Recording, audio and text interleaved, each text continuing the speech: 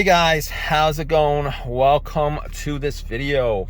All right, so if you guys have an issue where your 12-volt socket for whatever reason isn't working, you plug stuff in and you get nothing, you don't have power or anything like that, I'm going to show you guys what you guys can do as troubleshoot that.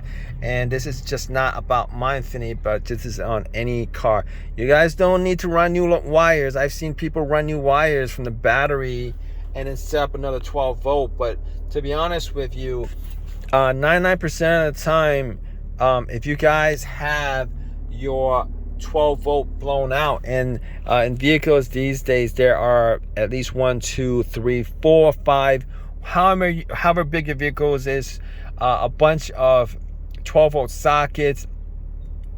As you guys can see here, this is a fuse box. Most of the time the fuse for the socket, it's an internal part of the cabin. It's probably in your cabin fuse box if you guys have one.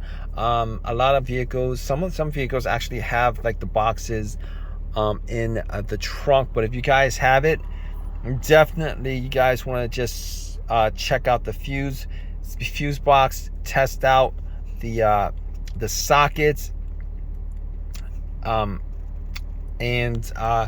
if it's a fuse, it's an easy fix, guys. All right, fuses are inexpensive and it's not difficult to figure out, you know, the issue, and it's not difficult to actually change up a fuse. In any case, hope this help you guys out. If you guys have any questions, leave a question in the comment section. Please subscribe, please give me a thumbs up, all that good stuff, guys. Take care.